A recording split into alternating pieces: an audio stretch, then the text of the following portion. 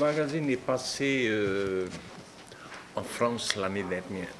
Et je l'ai eu par hasard. C'est pour dire comment nos responsables politiques n'assument pas leurs responsabilités.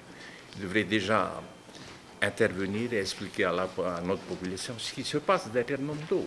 Cette guerre des abysses, ce sont toutes les puissances de ce monde. La Chine, les États-Unis, les Japonais, tous ces pays qui ont besoin de ces matières premières pour faire toutes leurs usines. Et ça se passe derrière notre dos. Et nous disons que nous devons gagner cette guerre des abysses. Il y a les élections à venir, au mois de juin, qu'il est indispensable que nos 3 représentants soient élus. Pour ce pays grand comme l'Europe, avec toutes les ressources que nous connaissons tous aujourd'hui. Il y a 40 ans de ça, tout le monde disait que ce pays, c'est un désert, il n'y a rien du tout, on ne pourra pas s'en sortir. Aujourd'hui, je dis que c'est dommage. J'aurais préféré qu'il reste ignorant, qu'il ne sache pas que c'est un pays incroyable, ce pays, la Polynésie. Et ce que je veux surtout aujourd'hui, c'est que le peuple polynésien, chacun, les jeunes, les hommes et les femmes, sache que ça lui appartient. Qu'on peut projeter un pays prospère, une économie vraiment up-to-date. À un moment donné, on avait parlé de la possibilité de faire de la Polynésie d'un hub. C'est-à-dire qu'après Honotu, on allait tirer un autre câble qui partait de la Chine pour aller jusqu'en Amérique du Sud.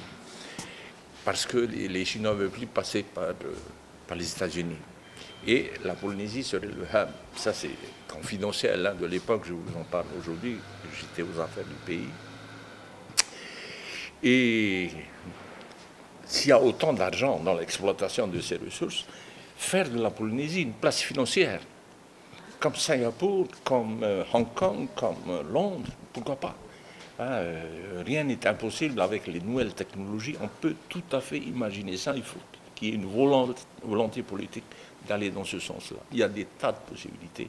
Vous créez des emplois. Quand je vois aujourd'hui, il y a des milliers de familles qui vivent sous le seuil de la pauvreté chez nous. C'est pas possible. Si je pose la question, est-ce que ces familles-là, est-ce que ces personnes-là savent qu'ils sont propriétaires de ces ressources? Non, ils ne savent pas. Ils ignorent tout. Donc c'est à nous à aller exploiter ces richesses? Non, je compte sur vous d'abord pour informer notre population que ce droit de souveraineté qui appartient aujourd'hui à l'État, c'est ce qui permet à l'État de pouvoir un jour exploiter ses ressources. Ce droit de souveraineté, lui, a été reconnu par l'ONU. Et ce n'est qu'à ce moment-là qu'on pourra, nous, décider de l'avenir de notre pays. Comme je viens de dire, faire très attention à notre environnement, parce que c'est notre première ressource, notre environnement. Mais je pense que au niveau de ces puissances-là, ils sont prêts à aller l'exploiter. Nauru va le faire. C'est déjà fait en Papouasie-Nouvelle-Guinée. Toutes les nouvelles techniques, technologies sont déjà là. C'est robotisé. Ils sont prêts à aller exploiter tout ça. Et nous, on doit aussi le faire? Il faut voir, faire attention à notre environnement. Et c'est comme ça qu'on a mis en place une organisation des pays, des petits États du Pacifique, avec les Samoa, Tonga, Fidji, tout ça et tout, pour protéger notre océan Pacifique. Parce que ça nous appartient, ça, à nous tous. Monsieur Temalou, pourquoi mettre cette question sur la table à moins d'une semaine des élections présidentielles? Parce que c'est ça l'avenir de notre pays et l'avenir de la France et de l'Europe également. Il ne faut pas oublier ça. Vous estimez qu'on n'aborde pas les vraies questions pour la campagne de cette élection? Ah non, on parle de choses et d'autres qui ne nous intéressent pas. Mais ça c'est primordial. C'est ça l'avenir. Pour pouvoir...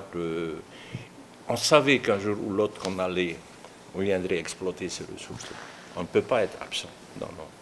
Et pourquoi vous appelez à l'abstention? Est-ce que tous les candidats, c'est pareil en matière de volonté d'exploitation? Nous voulons gagner ces élections. Je crois que les abstentionnistes seront vainqueurs. Qu'est-ce que ça changera pour la Polynésie? C'est un point de plus pour pouvoir ensuite dire à cette population, au mois de juin, là, c'est notre tour d'aller voter pour notre candidat. Mais l'élection présidentielle, c'est un moyen aussi de se faire entendre au niveau national, de dire à la France, voilà ce qu'on veut. On n'a pas besoin d'être candidat pour se faire entendre, vous voyez bien. Compte sur vous pour faire passer le message. Vous ne vous reconnaissez pas dans les candidats, dans les 12 candidats, dans aucun d'entre eux? Je viens de vous dire que le Parti communiste, comme le Parti socialiste, a toujours été clair concernant le droit des peuples à l'autodétermination. Et même c'est dans la Constitution française, dans le préambule de la Constitution. Mais, comme on dit, chat est chaud, craint l'eau. Hein. Par rapport au contexte international, vous prenez la paix. On voit l'image derrière vous. Qu'est-ce que vous pensez du conflit ukrainien? Je viens de le dire, je ne soutiens pas Donald Trump. Mais je pense que s'il était président des États-Unis, il aurait eu un autre comportement. On a tout de suite vu l'arrivée de Biden. Il a mis comment dirais-je, il a cloisonné tout ce monde, la planète. Voilà, la Corée du Nord, tout ça, c'est des communistes. Les Russes, c'est des communistes. C'est le diable, il ne faut pas aller loin. Lui, en tant que président des États-Unis, la première puissance au monde, il aurait dû avoir un autre comportement. Le comportement de Donald Trump, on a tout de suite vu, quand il allait rencontrer Kim Jong-un. Il a arrêté de tirer ses roquettes, là. Il a arrêté, il y a eu des rencontres, il y a eu des discussions. C'est ce qu'ils auraient dû. Il a continué. Quand Biden est revenu. Pourquoi? Parce que Biden, dans leur idéologie, hein, ce sont des pays communistes, il faut pas aller. C'est fini tout ça. On n'a pas fait ça. Sur le plan diplomatique, il faut aller jusqu'au bout de la diplomatie. Je suis sûr que Donald Trump l'aurait fait. C'est le contraire. Pendant toute sa mandature, ils l'ont accusé d'avoir des liens avec la Russie, tout ça et tout et tout et tout. Ça a été le cas. George Bush a été président. Tchétchénie a été occupée. Comment il s'appelle? Obama a été président. La Crimée a été occupée. Donald Trump a été président. Il n'y a pas eu d'occupation. Ça a été la paix avec la Russie. Biden arrive, boum, l'Ukraine. Ils savaient tous qu'il allait le faire. Oui, oui, enfin, je peux me tromper. Hein. C'est ma vision de ce qui s'est passé. Hein. On l'a tous vu.